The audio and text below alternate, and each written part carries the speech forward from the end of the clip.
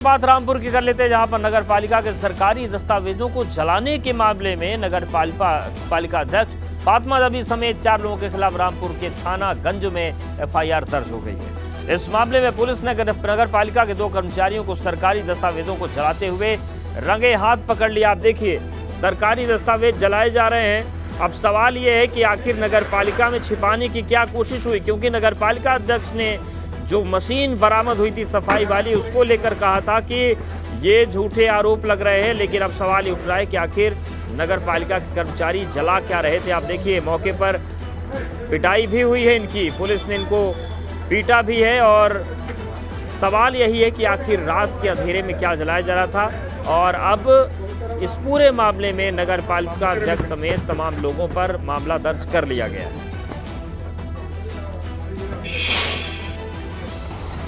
एक सूचना प्राप्त हुई थी मुखबर के द्वारा कि कुछ लोग अपनी छत के ऊपर कुछ सरकारी दस्तावेज जला रहे हैं। उस की सूचना पर विश्वास करते हुए पुलिस टीम मौके पर पहुंची।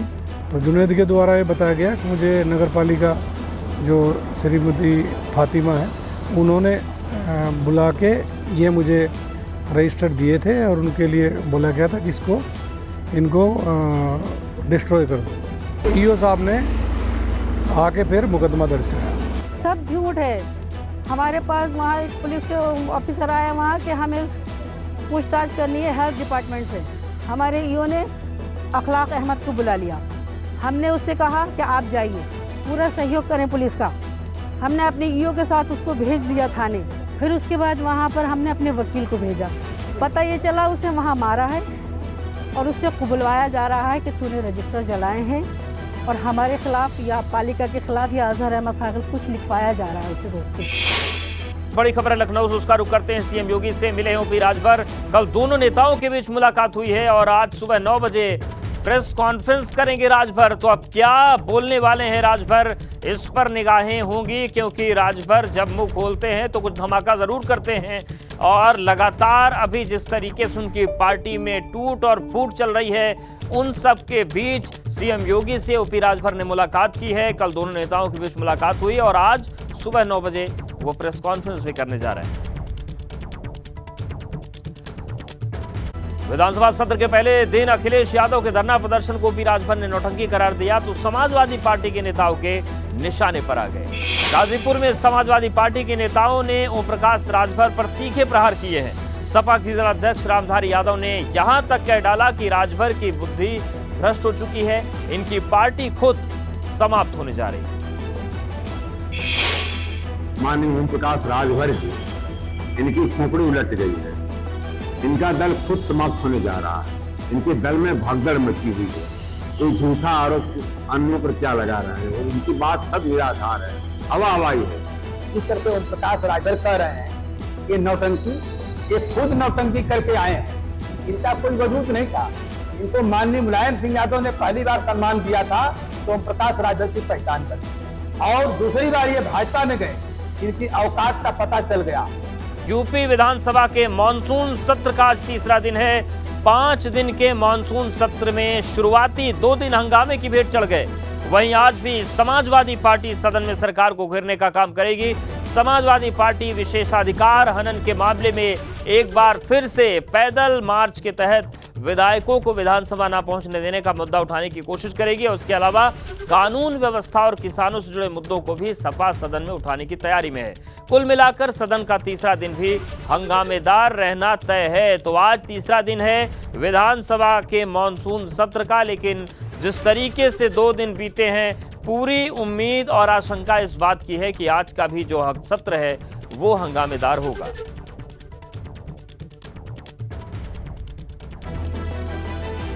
तो मानसून का जो सत्र है वो हंगामेदार हो रहा है। मानसून सत्र का आज तीसरा दिन है और पहले 2 दिन हंगामे की भेंट चढ़ चुके हैं और ये माना जा रहा है कि दूसरे दिन की तरह तीसरा दिन भी हो सकता है। आज विपक्ष सदन में सरकार को घेरने की कोशिश करेगा। कल अखिलेश यादव ने स्वास्थ्य के मुद्दे पर हमला किया था। सदन में सपा पैदल मार्च को रोकने का मामला उठाएगी और सपा ने 19 सितंबर को पैदल मार्च निकाला था। 22 सितंबर को सदन में उठाए जाएंगे महिलाओं से जुड़े मुद्दे। इस दिन सिर्फ महिला सदस्यों को बोलने का मौका मिलेगा, यानी कि एक नया इतिहास यूपी विधानसभा में बनने जा रहा है। विधानसभा में 47 महिला और 6 महिला एमएलसी, 47 विधायक, 6 महिला एमएलसी रहेंगी जो बोलेंगी, विषयों को उठाएंगी। और 23 सितंबर तक मानसून सत्र चलना है। लेकिन आज जो तीसरा दिन है, ये बवाल की भेंट न चढ़ जाए, इसकी आशंकाएं लगातार बनी है। लेकिन क्या तस्वीरें बन सकती हैं आज, ये जानने के लिए हम सीधे रुख करते हैं लखनऊ का। हमारे साथ हमारे सहयोगी अनुभव जुड़ गए हैं। अनुभव, ये बताइए कि क्या तस्वीर आज देखने को मिल सकती है? क्या दूसरे दिन की तरह तीसरा दिन भी रह सकता है? देखिए, जो बात आपने कही, मानसून सत्र का तीसरा दिन है और आज भी हंगामे के आसार हैं। इसलिए आसार हैं कि कल जिस तरीके से आपने देखा, समाजवादी पार्टी कह रही थी नियम 311 के तहत विशेषाधिकार हनन का नोटिस दिया था, चाह रहे थे चर्चा हो, जिन पुलिस वालों ने रोका उन्हें बुलाया जाए, तलब किया जाए विधानसभा में, पर ऐसा हुआ नहीं, नोटिस पर चर्चा भी नहीं हुई। उसके बाद फिर वो सदन की कार्रवाई के दौरान भी वेल में आए, जब सदन स्थगित हो गया था उसके बाद वो बैठ गए थे धरने पर, तो 3 घंटे तो धरना दिया। फिर विधानसभा अध्यक्ष उनको मनाने गए और संसदीय कार्य मंत्री गए, फिर ये आश्वासन दिया कि भाई जो आप नियम 311 के तहत चाह रहे थे विशेषाधिकार हनन मामले को लेकर, जो बातें आपने लिखी उसकी जांच करा लेंगे। पर आज भी नियम 56 के तहत अखिलेश यादव की तरफ से एक नोटिस दी गई है, उस पर हो सकता है कि चर्चा हो, कानून व्यवस्था के मुद्दे पर वो सदन में चर्चा चाह रहे हैं। फिर नियम 300 के तहत जो है वो जिस तरीके से उत्तर प्रदेश के कई ज़िलों में सूखे की स्थिति है, कुछ जगहों पर बाढ़ की स्थिति, तो उसको लेकर सरकार क्या कर रही है, इस पर भी आज समाजवादी पार्टी चाह रही है कि सदन में चर्चा हो। कौन सी उनकी, अगर हम कहें कि नोटिस स्वीकार होगी, कौन सी अस्वीकार होगी, ये भी काफ़ी महत्वपूर्ण है। और जब चर्चा होगी तो किस तरीके की स्थिति रहेगी, क्योंकि मुख्यमंत्री खुद पहुंच जाएंगे विधानसभा, सुबह 11 बजे ही पहुंच जाएंगे। और जैसा आपने कहा कि कल का तो पूरा दिन जो है वो महिला विधायक जो है उनके नाम रहेगा, पूरे सत्र की कार्रवाई, केवल क्वेश्चन आवर होगा, उसके बाद जो पूरा सदन की कार्रवाई है वो महिला विधायक ही संचालित करेंगी। तो जाहिर है कि आज ही ज़्यादातर चीज़ों पर चर्चा होगी, आज ही ज़्यादातर नोटिसों पर चर्चा होगी। क्यों, उसके बाद सिर्फ एक दिन बचता है, 23 तारीख बचता है। कल कार्य मंत्रणा की बैठक हुई थी, पहले ये लग रहा था कि कहीं इस हंगामे के चलते 22 तारीख को ही ना सदन समाप्त हो जाए, सत्र की समाप्ति हो जाए। पर जब कार्य मंत्रणा की कल बैठक हुई तो ये तय हुआ कि नहीं, 23 तारीख तक ये सदन चलेगा।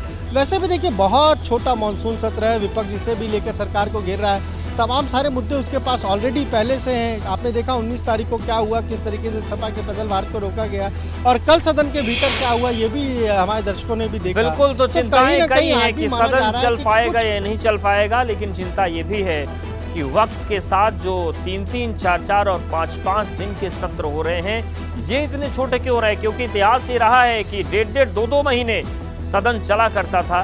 तो इस पर भी लगातार विपक्ष सवाल उठा रहा है। धन्यवाद अनुभव आपका जानकारी और अपडेट को देने के लिए। मेरठ की बात करते हैं। भाजपा नेता सुनील भराला को धमकी देने वाले मारूफ पर शिकंजा कसा जा रहा है। आईजी रेंज प्रवीण कुमार ने 50,000 रुपए के इनाम घोषित कर दिया है और इस इनाम की जो राशि थी पहले 25,000 थी, इसे बढ़ाकर अब 50,000 किया गया है। मारूफ के खिलाफ लुकआउट नोटिस भी जारी हुआ है।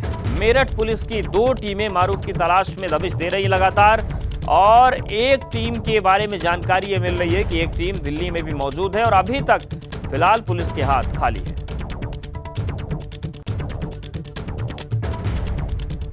और हमारे साथ हमारे सहयोगी सनुज जुड़ गए हैं। सनुज, जिस तरीके से धमकी का मामला आया था, यमराज के पास पहुंचाने का मामला आया था, इनाम की राशि तो बढ़ रही है, लेकिन जो आरोपी है वो पकड़ से बाहर है। जी बिल्कुल, देखिए आपने सही कहा, इनाम की राशि बढ़ रही है, लेकिन जो धमकीबाज मारूफ है वो पुलिस की पकड़ से बाहर है। देखिए, पुलिस की 2 टीमें हैं, एक टीम लगातार दिल्ली में डेरा डाले हुए है और एक टीम अलग अलग जो उसके परिवार के लोग हैं, परिचित हैं, उनके यहाँ पर जो पुलिस है वो लगातार दबिश दे रही है। और इसी के साथ ही अब मारूफ की गिरफ्तारी के लिए एसटीएफ को भी लगा दिया गया है। हालांकि मारूफ कहाँ है ये अपने आप में एक बड़ा सवाल बना हुआ है, लेकिन जिस तरीके से मारूफ एक सिंडिकेट चलाने का काम कर रहा था, चाहे गाजियाबाद की बात हो, चाहे नोएडा की बात हो, चाहे दिल्ली की बात हो, चाहे उत्तराखंड की बात हो, इतने लंबे मारूफ के हाथ थे, तो ऐसा नहीं हो सकता कि उसको कोई सपोर्ट ना कर रहा हो। तो कुछ सफ़ेद पोश हैं, कुछ अधिकारी हैं, ऐसे उन लोगों के नाम भी निकलकर सामने आ रहे हैं। बहरहाल जो पुलिस की तफ्तीश है वो धीरे धीरे आगे बढ़ती जा रही है। पहले 10,000 का इनाम, फिर 25,000 का इनाम और उसके बाद आईजी रेंज प्रवीण कुमार ने 50,000 रुपए का इनाम मारूफ पर कर दिया है। देखिए, मारूफ एक तरीके का जो हनी ट्रैपिंग का सिंडिकेट चला रहा था, इस तरह के तमाम आरोप लग रहे हैं मारूफ के ऊपर, प्रॉपर्टियों पर अवैध कब्जे करने, रंगदारी मांगना, ये तमाम चीजें भी निकलकर सामने आ रही हैं। 2018 में गाजियाबाद में एक मुकदमा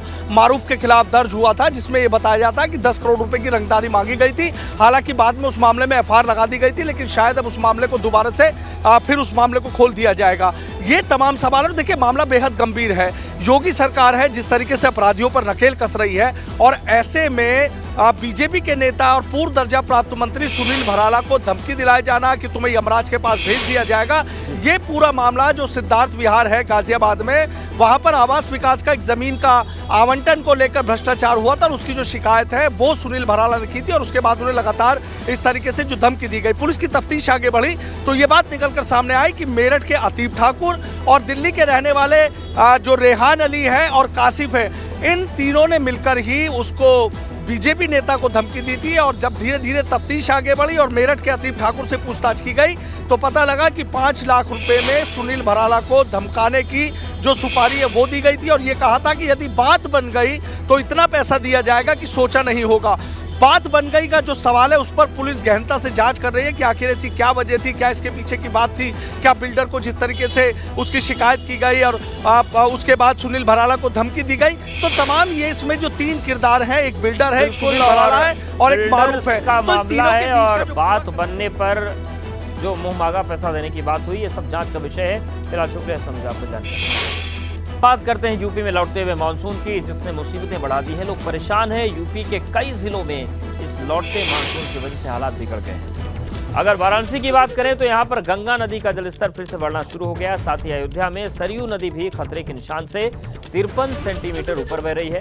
हालात ये है कि निचले क्षेत्रों में पानी भरना शुरू हो गया है। वहीं बहराइच में घाघरा सरयू नदी ने कहर बरपाया है और ये दोनों नदियां खतरे के निशान को पार कर गई हैं।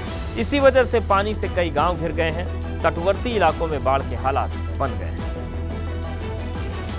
तो ये 3 तस्वीरें हम आपको दिखा रहे हैं, वाराणसी, अयोध्या और बहराइच। वाराणसी में एक बार फिर से जलस्तर बढ़ने लगा है, सीढ़ियां डूबने लगी हैं। वहीं सरयू की बात करें तो अब सरयू का जल भी अपने दायरे को तोड़कर आगे बढ़ रहा है और बहराइच में तो देखिए स्थिति एकदम खराब हो चुकी है। तो नदियों का चौतरफा प्रहार शुरू हो गया है। मानसून की वापसी से वाराणसी में गंगा का जलस्तर बढ़ने लगा है।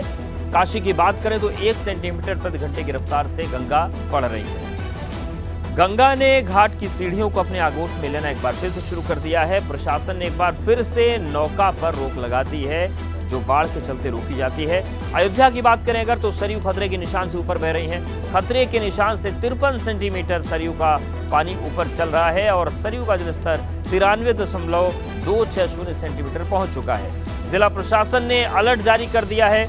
बहराइच में भी घाघरा का रौद्र रूप है और जो तटवर्ती इलाके हैं वहां पर रिहायशी इलाकों में भी पानी चला गया है। तो लगातार जो जलस्तर है वो बढ़ रहा है। किस तरीके के हालात बन रहे हैं, हमारे साथ नीतीश जुड़ गए हैं वाराणसी से, उनके पास चलेंगे, और ऋषि गुप्ता अयोध्या से हमारे साथ जुड़ गए हैं। नीतीश, आपके पास आ रहे हैं, क्या स्थितियां हैं? क्या एक बार फिर से जो उफनती गंगा थी जिनका जलस्तर नीचे जा रहा था वो फिर से ऊपर जा रहा है और खतरे के निशान के आसपास पहुंच गई क्या गंगा? अवधेश जी, अभी स्थितियों को दिखा दूं, बाकी जो तस्वीरें होंगी वो बताता भी रहूंगा, लेकिन जो तस्वीरें हैं वो भय पैदा करने वाली हैं। आप देखिए यहाँ पर जो जलस्तर पीछे हो चुका था, गंगा के जल घटाव की अब उम्मीद जताई जा रही थी, लेकिन आपको ये राजेंद्र प्रसाद घाट की तस्वीरें दिखा रहे हैं हम। आप देखिए ये जो रेलिंग है, यहाँ पर जो पर्यटक हैं वो फोटो लेने के लिए आते थे, गंगा का दृश्य लेने के लिए आते थे, लेकिन सब कुछ जलमग्न। इसके साथ ही विशेष जरा दशाश्वमेध घाट के दूसरी ओर की तस्वीरें हम दिखाना चाहेंगे। ये देखिए अवधेश जी, आपको यहाँ पर जो नौका है वो शांत दिखाई दे रही हैं। कहीं भी कोई नौका चलती हुई दिखाई नहीं देगी इस समय में। अगर इस समय 8:15 जिस लगभग होने वाले हैं, तो इस समय में यहाँ पर गंगा में नौका चहलकदमी अटखेलियाँ करती हुई रहती थी, लेकिन अब शांत है। प्रशासन ने साफ तौर पर निर्देश दिए हैं कि जल बढ़ाव हो रहा है और ऐसी स्थिति में नौका चलना कहीं ना कहीं खतरे को दावत देना है। स्थितियां आपके सामने। आप देखिए ये दशाश्वमेध घाट है और दशाश्वमेध घाट पर भी घाट की सीढ़ियों के ऊपर गंगा का जल अब चढ़ रहा है। सामने के जो मंदिर हैं वो भी पूरी तरह से जलमग्न है। तो कुछ दिनों पहले जिस तरह से घाटों का आपसी संपर्क मार्ग बाधित हुआ था, चारों तरफ आप देखिए जल ही जल दिखाई देगा आपको। पूरी तरह से घाटों का आपसी संपर्क मार्ग बाधित है, किनारे के मंदिर जलमग्न है और गंगा लगातार घाट के ऊपर बढ़ती हुई। पिछले दिनों में जिस तरह से गंगा का जलस्तर बढ़ा था और भयावह स्थितियां हुई थी, गांवों में जो खेत थे वो डूब गए थे, गंगा की सहायक नदी वरुणा है उसका जलस्तर भी बढ़ गया था। तो ऐसी स्थिति में अब ये जल बढ़ाव लोगों को डरा रहा है, जो कॉलोनियों में आगे जा रहा है। नीतीश हमारे साथ आप बने रहिए। अयोध्या का रुख कर लेते हैं, ऋषि हमारे साथ बने हैं। ऋषि, अगर हम बात करें सरयू की तो किस तरीके की वहां पर स्थितियां बन रही हैं? जी उदय जी, आपको बता दें कि सरयू की जो जलधारा है वो बढ़ती ही जा रही है। सरयू अपने खतरे के निशान से 3 सेंटीमीटर ऊपर बह रही हैं। जिला प्रशासन ने लोगों को अलर्ट कर दिया गया है। जो बाढ़ प्रभावित क्षेत्र हैं, कटान प्रभावित क्षेत्र हैं, उनको वहां से खाली करा दिया गया है, जिससे किसी भी प्रकार की कोई अनहोनी ना हो सके। आप साफ तस्वीरों में देख सकते हैं करके बह रही है।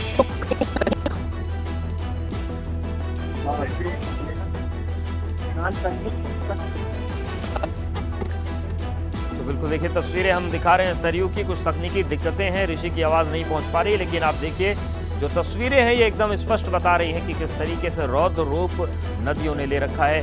बहुत धन्यवाद नीतीश और ऋषि आपका जानकारी देने के लिए, अपडेट देने के लिए और तस्वीरें दिखाने के लिए। एबीपी गंगा, खबर आपकी, जुबान आपकी।